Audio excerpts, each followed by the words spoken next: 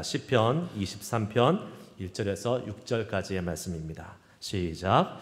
여호와는 나의 목자시니 내게 부족함이 없으리로다. 그가 나를 푸른 풀밭에 누이시며 쉴만한 물가로 인도하시는도다. 내 영혼을 소생시키시고 자기 이름을 위하여 의의 길로 인도하시는도다. 내가 사망의 음침한 골짜기로 다닐지라도 해를 두려워하지 않을 것은 주께서 나와 함께 하심이라.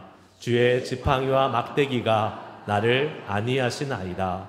주께서 내 원수의 목전에서 내게 상을 차려주시고 기름을 내 머리에 부으셨으니 내 잔이 넘치나이다. 내 평생의 선하심과 인자하심이 반드시 나를 따르리니 내가 여호와의 집에 영원히 살리로다. 여호와는 나의 목자시니 두 번째 시간, 지난 시간에 이어서 시편 23편 말씀 계속해서 살펴보고 아마 다음 주 한 번 더 할 것 같습니다. 세 번에 걸쳐서 시편 23편을 좀 자세하게 살펴보는 시간을 가지려고 합니다. 오늘이 무슨 날이라고요? 어린이 주일입니다. 미국에는 어린이 주일이라는 게 없습니다. 그리고 어린이 날도 없습니다. 왜 없을까요? 예? 맞아요. 네. 미국은 everyday 어린이날. 네. 한국은 맨날 어린이들 신경 안 쓰다가 그날만 어린이날. 네. 그래서 어디 사는 애들이 좋은 거예요? 미국 사는 애들이 훨씬 좋은 거예요.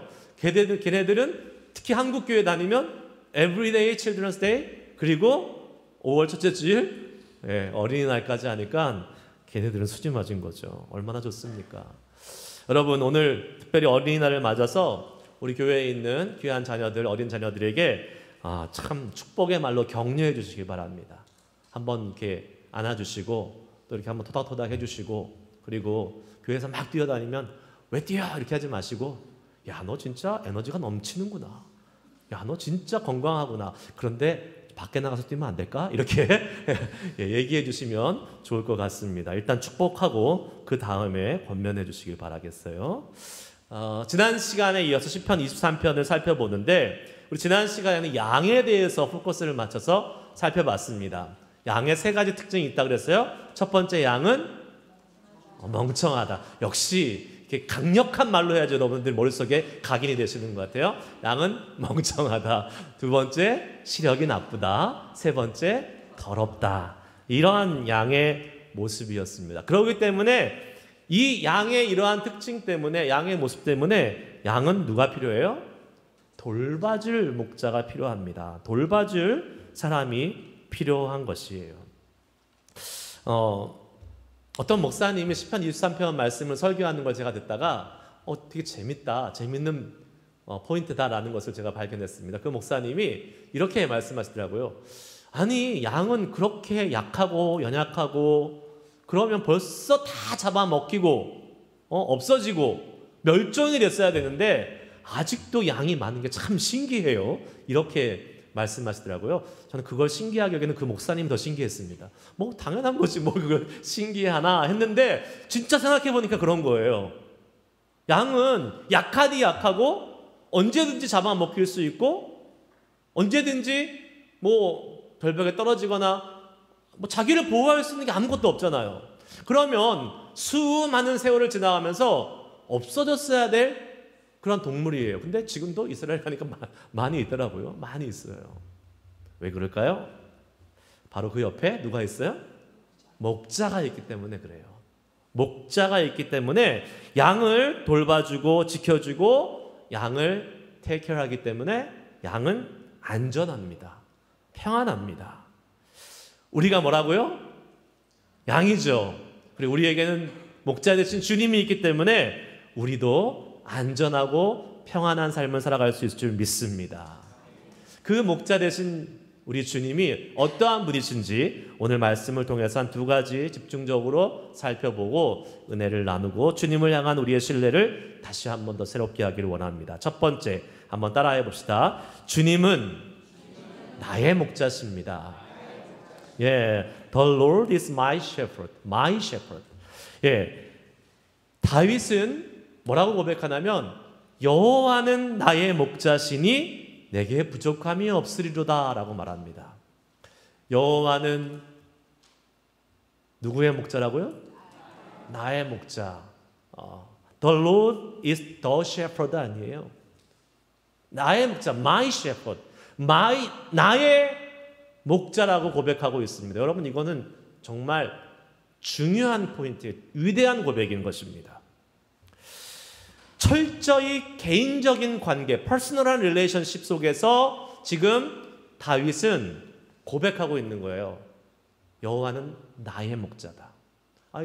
내 옆사람, 내 엄마, 내 아빠, 내 자녀의 목자가 아니라 나의 목자라고 고백하고 있는 것입니다.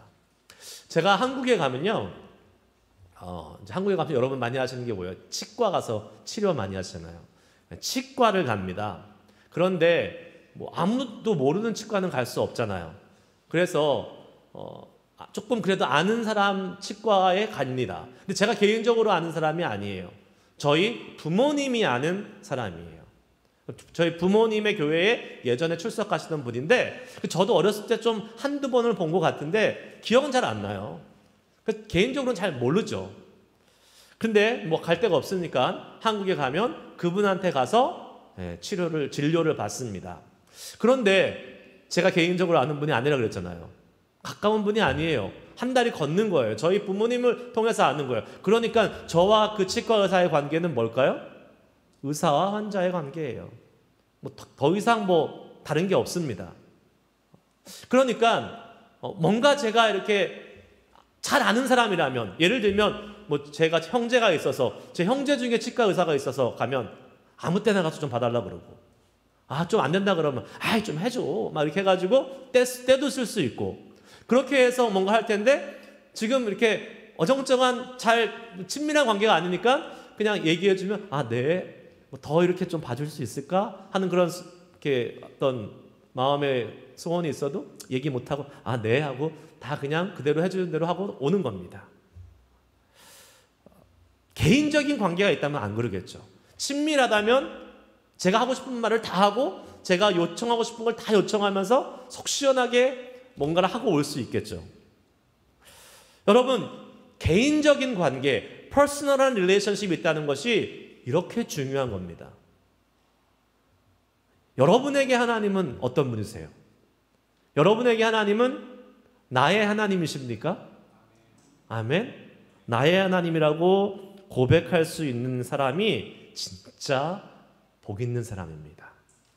우리가 어떤 사람을 얘기할 때요, 예를 들면 이렇게 생각해 봅시다. 저희가 이제 뭐 고등학교를 졸업했어요. 한참 됐었죠. 근데 오래간만에 친구들을 만나서 얘기할 때, 야, 너 걔 알아? 그러면 나 걔 알아. 이렇게 얘기할 때 내 친구라면 걔 내 친구야 이렇게 얘기합니다. 그런데 그 수많은 애들 중에서 내 친구야 라고 얘기할 수 있는 애는 정해져 있죠. 몇 명 안 됩니다. 나머지 애는 그냥 뭐예요? 동창이에요. 근데 걔 내 친구야 라고 얘기할 수 있는 애는 뭐가 있는 거예요? 걔랑 추억이 있는 거예요. 추억이. 걔랑 뭔가 공유할 수 있는 추억이 있고 어떠한 사건이 있는 것입니다. 그 시간을 많이 보냈다라는 것을 의미하지요. 우리가 나의 하나님이라고 얘기할 수 있는 것은 하나님과 개인적인 만남이 있고 개인적인 교제가 있고 친밀한 추억과 관계가 있어야지 이야기할 수 있는 거예요. 안 그러면 나의 하나님하고 얘기 못합니다. 그냥 입으로만 얘기하고 끝나는 것이겠죠. 어떠한 사람들은 그러기 때문에 나의 하나님이라고 감히 얘기 못하는 사람들도 있습니다. 나는 여태까지 오랫동안 신앙생활을 했는데 하나님을 경험한 적이 없어요. 그러면 나의 하나님이 아니에요. 나의 하나님이죠. 그런데 그렇게 이야기를 하기가 참 쑥스러운 겁니다. 불편하죠. 그런 사람들은 대부분 어떻게 얘기해요? 우리 어머니가 예수님 잘 믿었는데 그 나의 예수님이 아니라 우리 어머니의 예수님, 우리 어머니의 하나님 이렇게 얘기합니다. 내 자녀가 열심히 신앙생활 너무 잘해요. 나보다 더 잘해요. 나는 그냥 그저 그래요. 그럼 뭐라고 얘기해요? 내 아들이 믿는 하나님 진짜 대단한 하나님이야. 끝내주는 하나님이야. 교회 갔더니 믿음 생활 오래 하시고 신앙생활 잘 하시는 장로님, 권사님들 계시면 야, 그 권사님 믿는 하나님 정말 대단한 하나님이야. 나의 하나님은 없어요. 그럼 어떻게 되는 겁니까? 아무리 다른 사람의 하나님이 좋고 위대하다 할지라도 나의 하나님이 없으면 그거는 아무 소용없는 겁니다. 우리가 다른 사람의 하나님, 다른 사람의 예수님 때문에 구원받고 주님의 자녀가 되고 주님의 돌보심을 받는 게 아니기 때문에 그렇습니다. 우리가 예수 그리스도를 나의 구주, 나의 하나님으로 고백할 때 구원의 은혜가 우리에게 임하는 줄을 믿으시기를 주의 이름으로 축복합니다. 나의 하나님, 나의 구주, 나의 왕으로 고백할 수 있어야 돼요. 여러분 혹시 오늘 이 시간 이 나의 하나님으로, 나의 구세주로, 나의 왕으로 예수 그리스도를 고백하지 못한 분이 계시다면 오늘 이 예배를 통해서 그렇게 고백할 수 있는 복된 시간 될 수 있기를 축복합니다. 예레미야 11장 4절 말씀 하반부에 이런 말씀이 있어요. 우리 한번 다 같이 한번 읽어보겠습니다. 시작. 곧 내가 이르기를 너희는 내 목소리를 순종하고 나의 모든 명령을 따라 행하라. 그리하면 너희는 내 백성이 되겠고 나는 너희의 하나님이 되리라. 아멘. 하나님이 약속하셨어요. 너희는 내 백성이 되겠고 나는 너희의 하나님이 되리라. 이 하나님의 약속의 말씀을 믿고 신뢰하면서 우리는 주님 앞으로 나아가서 그 주님의 백성이 되어 하나님, 나의 하나님이십니다 라고 고백할 수 있는 시간이 바로 이 시간이 되어야 될 줄 믿습니다. 에이, 어떻게 하나님이 나의 하나님이야. 그 높고 위대하시고 지극히 거룩하신 그 하나님이 나같이 미천하고 나같이 죄 많고 지난 한 주도 나 진짜 엉망으로 살다가 왔는데 어떻게 그 하나님을 나의 하나님이라고 뻔뻔하게 얘기할 수 있어? 라고 생각하는 사람들도 종종 있습니다. 그러나 여러분 기억하십시오. 나는 지난주에 엉망진창으로 살았으니까 이번 주는 나의 하나님이라고 고백할 수 없어. 그냥 하나님 그냥 저기 계시고 저는 그냥 여기서 회개만 하다 가겠습니다. 주님이 원하시는 걸까요? 아니죠. 왜요? 지난주에 말씀드렸습니다. 우리가 자격이 있어서 예수님께서 우리를 위해 십자가에 죽으신 것이 아니라고 말씀드렸어요. 우리가 아직 죄인 되었을 때에 이미 예수님은 십자가에서 우리의 죄를 사하셨고 우리를 자녀 삼아 주셨습니다. 할렐루야. 그렇기 때문에 우리의 자격과는 상관없어요. 나의 하나님이라고 고백할 수 있는 것은 나의 자격, 나의 상황, 나이가 살아온 삶과 상관이 없다고요. 오직 신실하신 우리 아버지 하나님의 그 우리를 사랑하시는 신실하심에 있는 것입니다. 우리가 그렇게 주님께서 말씀하셨기 때문에 뭐라고 말씀하셨어요? 요한복음 1장 12절 말씀 같이 읽습니다. 시작. 영접하는 자 곧 그 이름을 믿는 자들에게는 하나님의 자녀가 되는 권세를 주셨으니. 아멘. 하나님이 이렇게 말씀하셨어요. 영접하는 자, 예수님 말씀하시잖아요. 곧 그 이름을 믿는 자들에게는 하나님의 자녀가 되는 권세를 주셨다. 이 주님의 말씀을 믿고 이 주님의 말씀을 신뢰하면서 우리가 그 말씀을 믿고 순종하며 나아가면서 예수님을 나의 구주, 나의 하나님으로 받아들이면, 모셔드리면 우리는 하나님의 자녀가 되어 하나님을 누구의 하나님이라? 나의 하나님이라고 고백하게 될 수 있을 줄 믿습니다. 예, 나의 하나님이에요.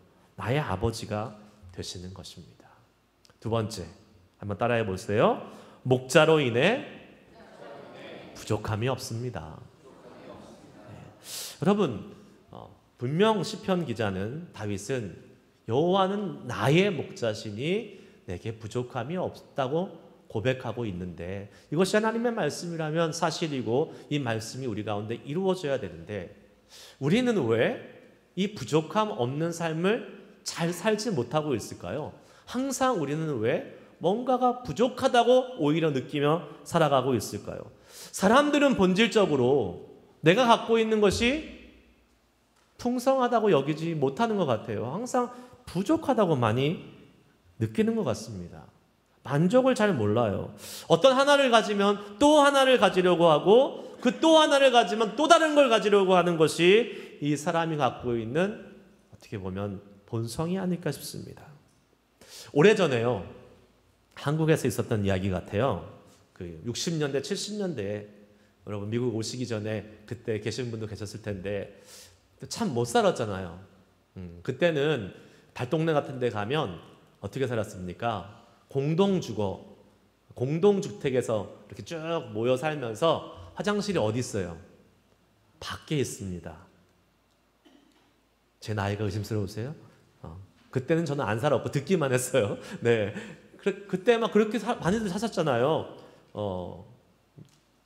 공동주택, 화장실은 가운데 있고, 그러면 아침에 그 사람들이 어떻게 해요? 줄 서잖아요. 쭉 줄 서가지고 자기 순서를 기다려서 볼일을 보고 그랬습니다. 뭐 그 정도는 아니지만 저도 비슷한 경우가 있어요.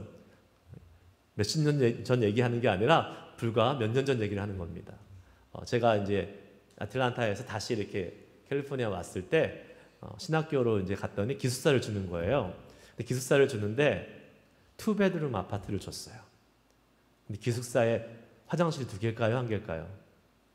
예, 학생들한테 그렇게 잘 안 해줍니다. 다 1개입니다. 그래서 원베스에 제가 들어가 살게 된 거예요. 저희 식구가 몇 명이에요? 5명이죠. 5명. 좀 걱정이 됐어요. 전에는 그렇게 안 살았거든요. 아틀란타에서 큰 집에 살았기 때문에 거기는 화장실만 3개였어요. 근데 이제 하나에 살라고 하니까 좀 걱정이 되더라고요. 아니나 다를까 아침마다 전쟁이 일어나요. 우리 애들 학교 가야 되는데 막 1명 들어가서 있고 안 나오고 있으면 진짜 막 두들겨서 빨리 나오라 그러고, 그렇게 3년 정도 살았던 것 같아요. 그리고 나서 이제 제가 이 팔로알토 쪽으로 이사를 오게 됐습니다. 그래서 이사 와서 부푼 꿈이 있었어요. 야, 드디어 화장실 하는 개인 집을 탈출한다. 딱 이사 왔어요. 제가 화장실 2개인 집을 얻었을까요? 아니면 못 얻었을까요? 못 얻었죠. 팔로알토가 얼마나 비싼데 거기에 목사가 어떻게 화장실 2개인 집을 얻어요? 말도 안 되죠. 거기에 간신히 방 3개인 집을 얻어서 갔는데 화장실은 1개인 거예요. 그러니까 좀 쌌죠. 싼 집을 들어가려고 했으니까 그렇게 했겠죠. 근데 애들은 그 3년 사이에 더 컸어요. 그러니까 화장실을 쓰는 시간이 더 길어지고 더 불편해진 거예요. 그렇게 얼마 동안 살았다고요? 6년 동안. 60년대 얘기하는 거 아니에요. 얼마 전 얘기를 하는 겁니다. 그렇게 6년 동안 살았는데 그나마 진짜 감사한 거는 뭔지 아세요? 저희 아이들이 남자였더라. 예, 그래서 누가 안에 있으면 소변 마려면 나가서 해결해. 그래가지고 그게 버릇이 돼가지고 요새도 웬만하면 밖에서 잘 해결하고 돌아옵니다. 네, 야, 다 컸는데 그러면 안 돼. 이제 그러는데 저희 아이들은 이제 종종 그러더라고요. 근데 이제 그 사람이 아까 다시 돌아가서 그 사람이 소원이 있었겠죠. 야, 제발 내 집 안에 화장실 있는 집에 살았으면 좋겠다. 그래서 이 사람이 드디어 열심히 돈을 벌어서 이제 집을 장만해서 이사 갔는데 집 안에 화장실이 있어요. 너무 좋았어요. 그런데 저희 집하고 똑같은 일이 생기는 거예요. 그러니까 어떤 마음에 또 소원이 생겼겠어요? 화장실 2개 있었으면 좋겠다. 그래서 또 한 10여 년간 열심히 돈 벌어서 또 이사 갔습니다. 이야, 드디어 화장실 2개인 집에 왔다. 그리고 죽었습니다. 이 사람은 일평생 화장실을 넓히는 업적을 쌓고 돌아가셨습니다.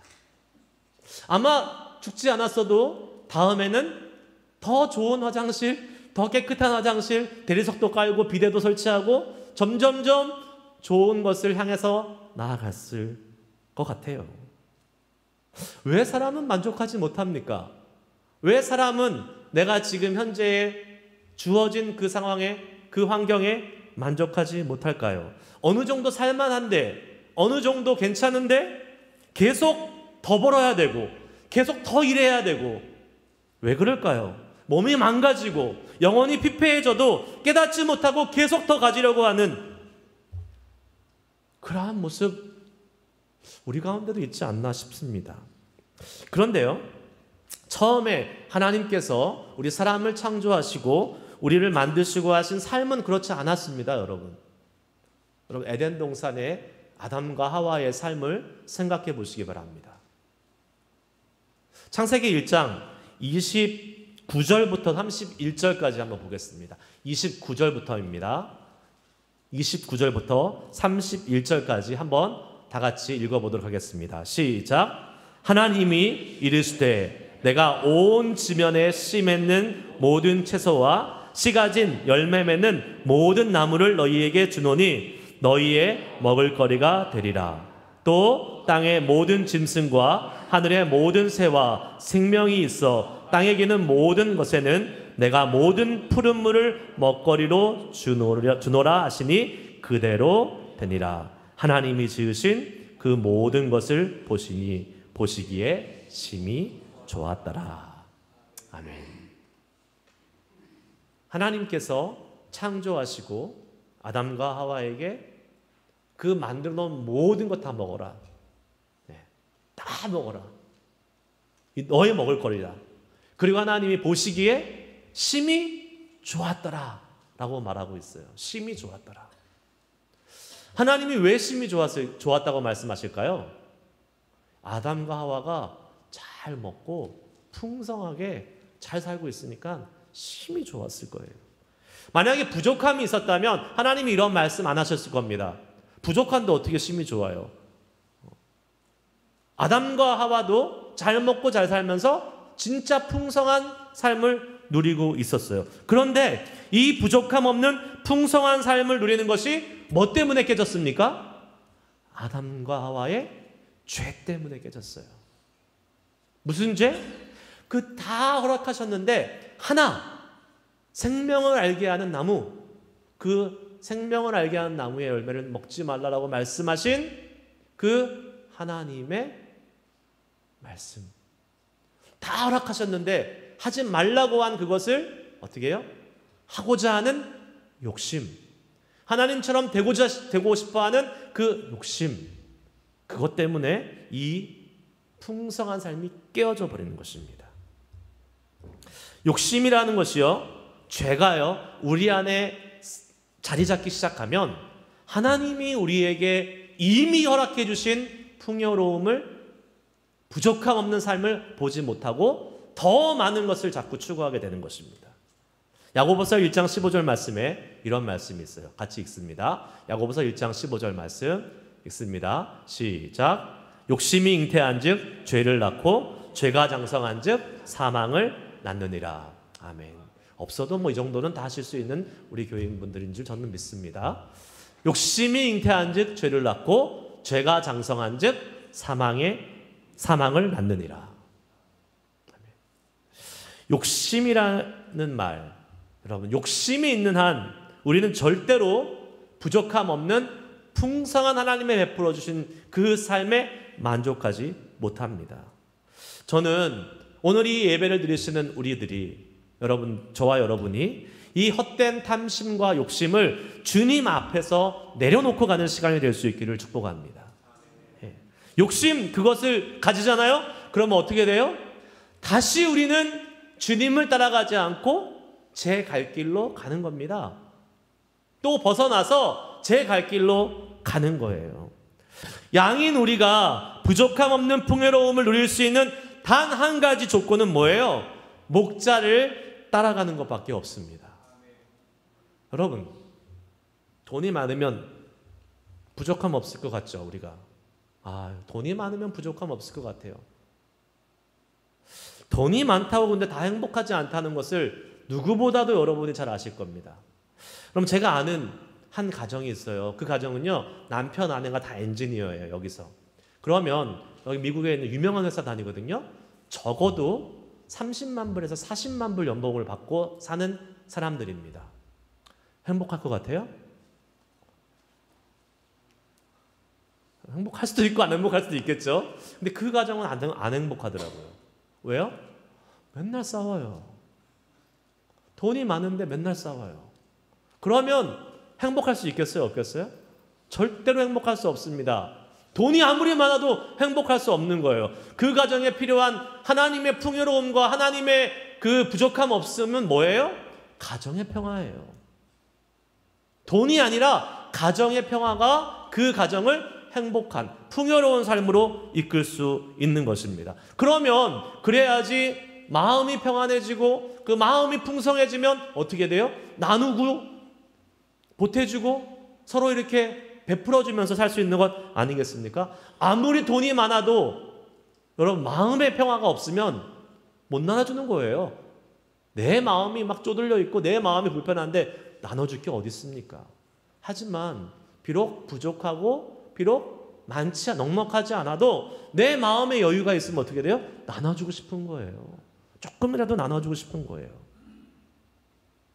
우리 교회 이렇게 스낵 같은 거 이렇게 놓고 그러면 막 그냥 2개, 3개, 4개씩 막 가져가시는 분 있더라고요. 그거 뭐 아무것도 아닌데. 여러분, 그거 여러분 집에 가져가시라고 놓는 거 아닙니다. 뭐 하라고 놓은 거예요? 교제하시라고 드시면서 여기서 교제하시라고 놓은 거예요. 아이 뭐 나 그만 안 먹어도 그만이지 뭐 이런 마음으로 드시기 바랍니다. 여유를 가지면요 집착하지 않습니다. 여유를 가지면 더 베풀고 더 나눠줄 수 있게 되는 거예요. 여러분 그러한 사람이 부족함 없는 풍성한 삶을 누리는 거예요. 우리의 마음의 여유는 어디에서 오는 겁니까? 돈에서 오지 않는다고요. 우리의 마음의 여유는 우리의 목자 되신 주님과 함께 할 때 오는 줄 믿습니다. 왜요? 그분에게는 부족함이 없고 풍성함이 많기 때문에 그렇습니다. 절대로 우리의 힘으로 우리의 노력으로 우리의 마음에 여유와 평안이 오지 않아요. 목자 되신 우리 주님 늘 항상 부족함 없이 쉴만한 물가로 인도하신 그 주님 앞에 딱 붙어 있으면요 그때 그분의 풍성함이 우리의 풍성함이 되는 줄 믿습니다. 말씀 마치기 원합니다. 오늘 말씀 마치면서 다시 한번 2절 3절 말씀을 같이 읽기 원합니다. 읽습니다. 시작. 그가 나를 푸른 풀밭에 누이시며 쉴만한 물가로 인도하시는도다. 내 영혼을 소생시키시고 자기 이름을 위하여 의의 길로 인도하시는도다. 아멘. 선한 목자 되신 우리 주님은 양인 우리를 푸른 풀밭에 뉘우시고 쉴만한 물가로 인도해 주신다라고 분명히 다윗의 고백을 통해서 우리에게 깨닫게 해주십니다. 푸른 초장 쉴만한 물가가 뭐예요? 양이 많이 먹고 쉴 수 있는 어떤 육신적인 육체적인 그러한 상황들을 좋게 만들어 주시는 거예요. 그렇죠. 주님은 우리의 육신의 필요도 채워주시는 분이십니다. 오늘 밥 굶고 오신 분 계세요? 다이어트 하려고 굶고 오신 분은 계시겠죠. 하지만 없어서 못 먹고 오신 분은 없을 거예요 아마. 우리가 뭐 밥이 없어서 굶고 삽니까? 우리에게 주님은 먹을 거 다 주시고요 입을 거 다 주시고 살아갈 그러한 것을 다 공급해 주시는 분이세요.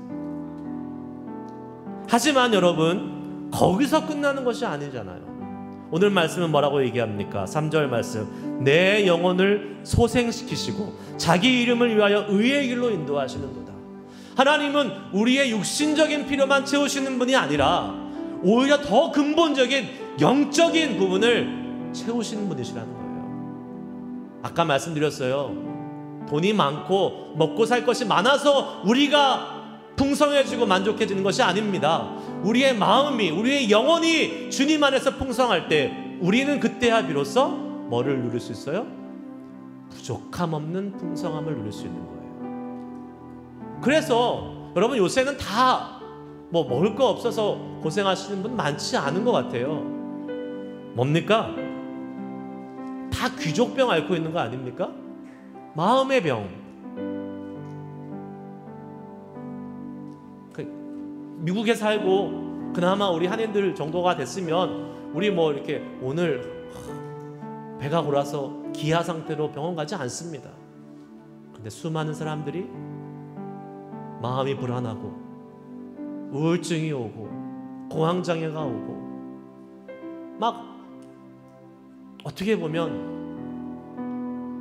진짜 삶이 데스퍼레이트해서 당장 내일 먹을 것이 없는 이 아프리카 사람들이 보면 아, 참 마음 편하게 살고 있구나 이렇게 생각할 수 있는 그러한 문제들이 우리 가운데 다 있어요. 그 문제는 어디서 오는 거예요? 우리의 영혼에서 오는 거예요. 우리의 마음을 다스리시고 지키시는 주님과 함께하지 못하기 때문에, 그 주님의 풍성함을 누리지 못하기 때문에 우리 속에 찾아오는 이 마음의 편협함들, 불안함들, 어려움들이 있는 것이에요. 그 영혼을 누가 소생시킬 수 있습니까? 우리 주님이 소생시킨다고, 다시 살릴 수 있다라고 말씀해주고 있습니다. 여러분, 잘못된 길, 죄악된 길로 가면 우리의 마음에, 우리의 영혼이 데미지를 입을까요? 안 입을까요? 입죠. 우리가 죄악 가운데 거하고 우리가 하나님의 뜻대로 행하지 못하면 우리의 영혼과 우리의 마음은 큰 상처를 입습니다. 아플 수밖에 없어요. 불안할 수밖에 없어요. 내 영혼을 살리기 원하신다면 다시 주님 앞에 나아가시기를 축복합니다. 우리의 영혼을 소생시키시는 그 주님을 붙잡고 그 주님을 따라가시기를 축복합니다. 여러분, 언제까지 우리가 나는 아직까지 힘들어, 아직까지 어려워, 나는 길 잃어버린 탕자야, 그러고 언제까지 있으실 거예요? 그리고 주님 앞에 나오면 여전히 힘들고 죄책감이 있고 나 이렇게 잘못 살면 안 되는데, 그 마음을 갖고 있으면 우리 마음속에 풍요로움은 없어요. 우리 마음에 여유는 없어요. 안 생겨요. 그러한 마음이 느껴지신다면 이제는 우리가 우리의 목자 되신 주님을 붙잡아야 됩니다. 우리의 영혼을 소생시키시는 그 목자 되신 주님을 따라가야 되는 거예요. 발걸음을 내디뎌야 되는 거예요. 제 갈 길로 가는 발걸음을 돌려서 우리의 목자 되신 주님이 인도하시는 그 길로 갈 수 있는 우리 모두가 될 수 있기를 축복합니다. 그 시작은 어디에 있어요? 내 욕심을 버리는 데 있습니다. 내가 이 세상에서 추구하려고 했던 그것들, 내가 이 세상에서 이루려고 했던 그것들, 그것 하려고 하다가 주님과의 관계를 놓쳐버리고 내 마음과 내 영혼이 병드는 그러한 일들을 우리가 겪고 있지는 않는지, 이 시간 하나님 앞에 우리가 잘 한번 우리의 모습을 비춰봤으면 좋을 것 같습니다. 어쩌면요, 우리의 목자 되신 예수님이 인도하시는 그 길이 내가 생각했던 것과는 조금 다를 수가 있을지 모릅니다. 야, 가면 탄탄대로 만사형통의 길일 줄 알았는데 생각보다 좀 다른데, 돈 많이 벌 줄 알았는데 오히려 경제적으로 힘들 수도 있어요. 건강할 줄 알았는데 아플 때도 있어요. 내 자녀를 위해서 그렇게 기도했는데 내 자녀가 좋은 대학에 붙기는커녕 오히려 대학에 떨어져가지고 부모 체면이 말이 아닐 수도 있습니다. 그러나 여러분, 그것이 중요한 것이 아니에요. 내 마음이 중요한 거예요. 예수님과 함께 있으면, 목자 되신 예수님과 함께 있으면, 우리 주님과 함께 있으면 내 마음이 부족함이 없다란 이 다윗의 놀라운 고백을 여러분, 우리가 경험해야 될 줄 믿습니다. 주님과 함께 있으면요, 희한해요. 비록 돈이 부족하고, 비록 몸이 아프고, 비록 내가 좀 힘들고 어려운 모욕과 멸시를 당해도요, 좋아요. 행복해요. 왜요? 주님이 풍성하신 분이기 때문에 그렇습니다. 주님이 부족함이 없는 분이기 때문에 그래요. 나의 목자 되신 주님과 함께 있다면 우리의 문제들은 어찌 보면 너무나 작은 문제예요. 걱정할 것 없어요. 주님이 그거 지나서 쉴만한 물가, 푸른 초장으로 인도하고 계십니다. 우리의 목자 되신 주님과 함께라면 그 어디나 천국이고 그 어디나 하늘나라인 줄 믿습니다. 그래서 찬송가 438장에 이런 가사가 생각나더라고요. 높은 산이 거친 들이 초막이나 궁궐이나 내 주 예수 모신 곳이 그 어디나 하늘나라. 예수님을 목자로 이 시간 따라가기로 결정하고 그 주님과 함께 이번 한 주도 한 걸음 한 걸음 살아가기를 원하시는 여러분, 그 결심과 그 결단으로 살아가기를 시작한다면 여러분의 하루하루는 그 어디나 하늘나라가 될 줄 믿습니다. 이 찬양을 부르시면서 우리 그 결단을 합시다. 주님, 예수 모셔드리고 그 목자 되신 예수님과 함께 이번 한 주도 걷겠습니다. 비록 어려운 일도 있겠죠. 직장에서 힘든 일도 있겠죠. 가정에서 내가 예상하지 못한 일도 있겠죠. 하지만 우리의 목자 되신 풍성하신 주님이 계시기에 두려움 없습니다. 불안함 없습니다. 나는 신뢰하며 그 주님만을 따라갈 때에 내 마음에 풍성한 주님의 여유를 허락해 주실 줄 믿습니다. 고백하고 믿음으로 찬양하시겠습니다.